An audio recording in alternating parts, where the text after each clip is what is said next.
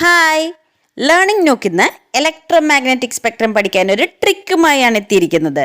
ആദ്യം നമുക്കതിനുള്ള കോഡ് നോക്കാം. രാമി ഇങ്ങ് വാ, യുവർ എക്സിൻ്റെ ഗമ നോക്ക്.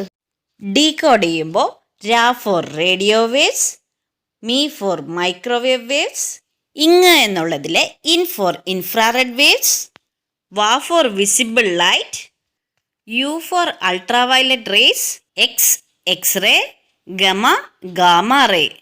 ഇനി ഇതിൻ്റെയൊക്കെ ഫ്രീക്വൻസി കൂടി പഠിക്കാം. അതിനായി എല്ലാത്തിലും ഒരു 3 ഇൻറ്റു ഇട്ടേ. ഇലക്ട്രോ മാഗ്നറ്റിക് സ്പെക്ട്രം ഫ്രീക്വൻസിയുടെ ഇൻക്രീസിങ് ഓർഡറിലാണെന്ന് അറിയാമല്ലോ. അപ്പോൾ റേഡിയോ വേവിൽ നിന്ന് സ്റ്റാർട്ട് ചെയ്യാം. Radio wave 3 into 10⁻⁶ to 10⁻10. Microwave വരുമ്പോൾ 10⁻10 to 10⁻12. Infrared 3 into 10⁻12 to 10⁻14. Visible light ഒരു ചെറിയ റേഞ്ചിലേ ഉള്ളൂ എന്നതുകൊണ്ട് അവിടെ മാത്രം ചെറിയൊരു വ്യത്യാസം വരുന്നുണ്ട്. 4 ഇൻറ്റു 10⁻14 ടു 7 ഇൻറ്റു 10⁻14 ആണ്. ഇവിടെ 7 ഇൻറ്റു 10⁻14 അവസാനിച്ചതുകൊണ്ട് യു വി റേസിൻ്റെ 8 മുതൽ സ്റ്റാർട്ട് ചെയ്യണം.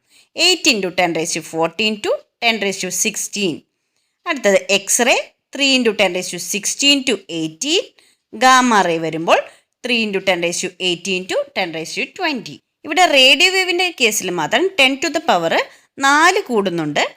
പിന്നെ വിസിബിൾ ലൈറ്റ് ഒഴിച്ച് ബാക്കി എല്ലാവർക്കും 2 കൂടുന്നത്. 10 എത്രയാണോ വന്നത് അതിനോട് 2 കൂടി കൂട്ടുമ്പോഴായിരിക്കും കറക്റ്റ് വരുന്നത്. ഇനി നമുക്കറിയാം ഫ്രീക്വൻസി ഈക്വൽ ടു c/λ ആണ്. അങ്ങനെയാണെങ്കിൽ wavelength λ equal to c/ν. c എന്ന് പറയുന്നത് 3 ഇൻറ്റു 10⁸. അപ്പോൾ ഈസി ആയിട്ട് വേവ് ലെങ്ത്തും കാൽക്കുലേറ്റ് ചെയ്യാം. So thank you all.